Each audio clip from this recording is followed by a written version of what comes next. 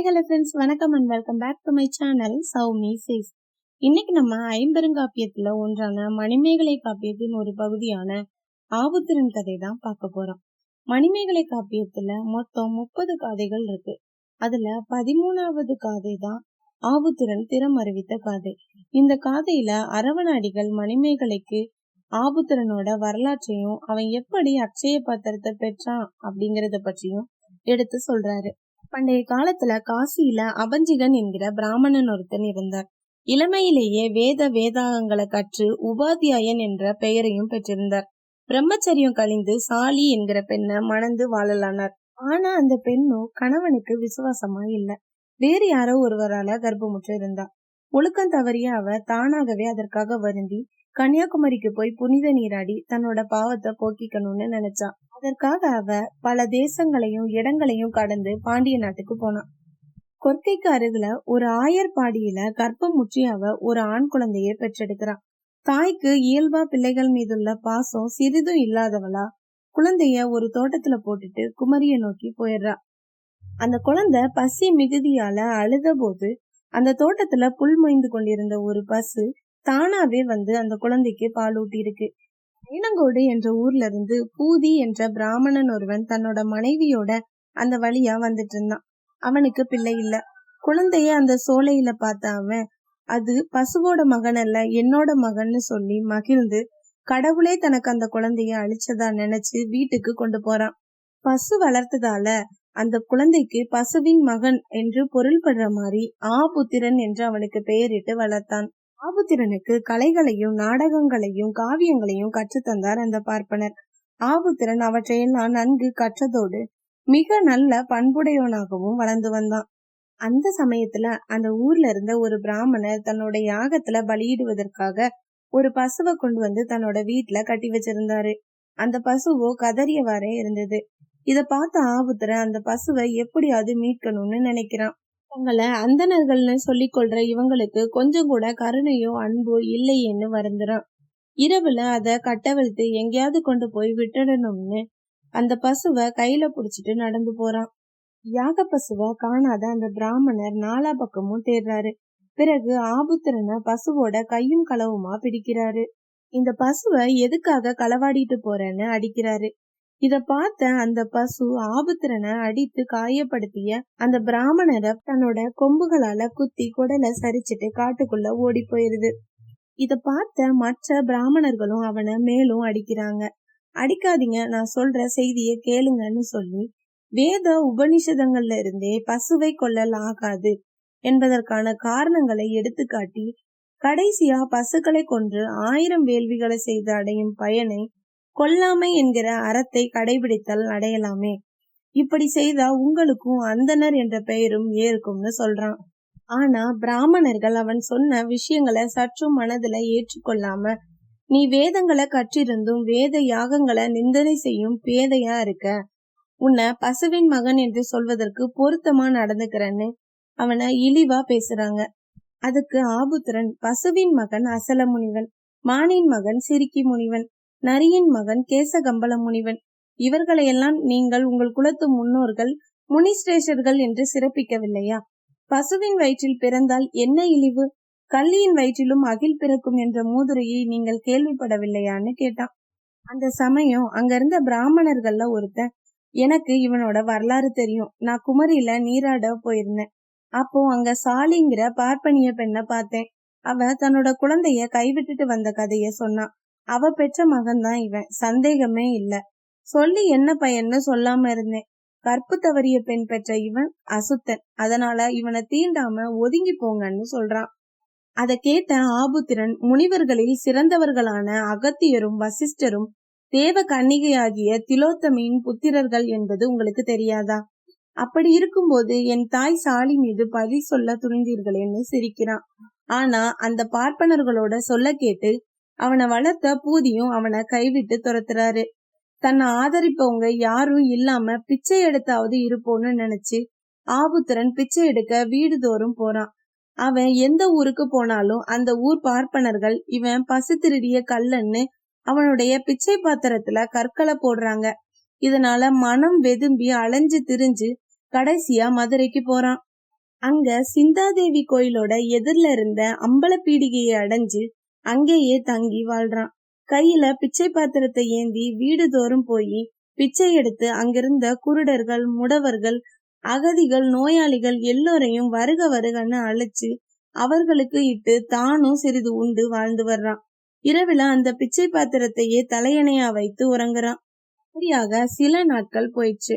ஒரு நாள் இரவு நல்ல மழை பெஞ்சிட்டு இருந்த நேரம். அப்போ அங்க சிலர் வந்து எங்களுக்கு மிகுந்த பசியா இருக்குதுன்னு வருந்தி பேசிட்டு இருந்திருக்காங்க. ஆபுத்திரன் அவர்களுக்கு பசியை ஆற்றும் ஆற்றல் தனக்கு இல்லையேன்னு நினைச்சு வருத்தப்படுறான். அந்த சமயத்துல எதிரில கோயில் கொண்டிருந்த சிந்தாதேவி அவனுக்கு எழுந்தருளி தன்னோட கையில இருந்த பாத்திரம் ஒன்றை அவனுக்கு கொடுத்து, வருந்தாத, இது அச்சய பாத்திரம். நாடெல்லாம் வறுமை அடைந்து வருந்தினாலும் இந்த பாத்திரத்துல உணவு எப்பவுமே குறையாது. கொடுக்க கொடுக்க வளர்ந்துட்டே தான் இருக்கும்னு சொல்லி அவன்கிட்ட கொடுக்கறான். அவன் அவளை பலவாறு போற்றி துதித்து அந்த பாத்திரத்திலிருந்து பக்கத்துல இருந்து பசியால வருந்தி கொண்டிருந்தவர்களுக்கு முதல்ல சோறிடுறான். பிறகு அன்னையில இருந்து ஏழைப்பாளைகள் அனைவருக்கும் தன்னோட பாத்திரத்திலிருந்து உணவளிச்சுட்டு வர்றான். அதனால உண்பதற்காகவே மனிதர்கள் பலரும் அவனை எப்பவும் சூழ்ந்திருக்கிறாங்க. காலத்துல பாண்டிய நாட்டுல மழை இல்லாம 12 ஆண்டுகள் பஞ்சம் ஏற்படுது. அப்போ தன்கிட்ட இருந்த அக்ஷய பாத்திரத்தினால தன்னால முடிஞ்ச அளவுக்கு நிறைய மக்களுக்கு ஆபுத்திரன் உணவளிச்சுட்டு வர்றான். இவனுக்கு எல்லை இல்லாத புண்ணியம் வந்து சேருது. இத பார்த்த இந்திரன் தன்னுடைய பதவிக்கு ஆபத்து வந்துருமோ அப்படிங்கிற பயத்துல வரமளிச்சாவது இதெல்லாம் தடுக்கணும்னு நினைச்சு முதியவர் வேடத்துல ஆபுத்திரன் முன்னாடி தோன்றான். நான் இந்திரன், உன்னோட புண்ணியத்தோட பலனை நீ அடையணும். உனக்கு என்ன வரம் வேணும்னு கேளுன்னு சொல்றான். இத கேட்ட ஆபுத்திரன் நகைக்கிறான். வாடிய முகத்தால வருந்தி வர்றவங்களோட அரும்பசிய தீர்த்து அவங்களோட இனிய முகத்தை நான் காணும்படி செய்கின்ற இந்த ஈத்துவக்கும் இன்பம் அளிக்கின்ற இந்த தெய்வ பாத்திரம் ஒண்ணு எனக்கு போதும். நான் தர்மத்தை விக்கிறவன் இல்ல, வேற எதுவும் எனக்கு வேணான்னு இந்திரன் கிட்ட சொல்றான். தன்னை எதிர்த்து பேசின ஆபுத்திரன் மேல இந்திரனுக்கு கோபம் வருது. மனிதர்கள் புண்ணியம் செஞ்சா அது அதிகரித்து அதனால தன்னோட பதவிக்கு ஆபத்து வந்துடுமோன்னு பயந்து உடனுக்குடனா அதுக்கான பலனை கொடுத்துடுறது அவனோட வழக்கம். அதனால பயந்த இந்திரன் அவன் கையில இருக்கிற பாத்திரமே உபயோகம் இல்லாம போகும்படி செய்யறேன்னு சொல்றான். நாடு முழுவதும் வளத்தால செழிக்கிற மாதிரி மேகங்களை ஏவி மழை பொழிய செய்யறான். அதனால அந்த நாடு முழுவதும் செழிப்பாயிருச்சு. பசித்து வந்தவர்கள் தங்கிய அந்த அம்பலத்துல இப்போ உணவு உண்ணும் ஓசையே இல்லாம போயிருச்சு.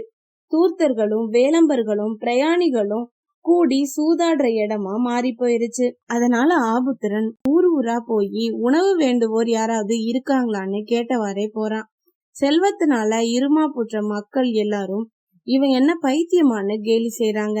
கடைசியா அலைஞ்சு திரிஞ்சு கொற்கை துறைமுகத்துக்கே வந்து சேர்றான். அங்க மரக்களத்துல இருந்து இறங்கி வந்த பயணிகள் சிலர் சாவக நாட்டுல பெரும் பஞ்சம் நிலவுது, மக்கள் ரொம்ப வறுமையுற்று உயிர்கள் பசியால வாடி வருந்துறாங்க, அங்க நீ போய் உதவி செய்யன்னு சொல்றாங்க. ஆபுத்திரனும் சாவகம் போற மரக்களத்துல ஏறான்.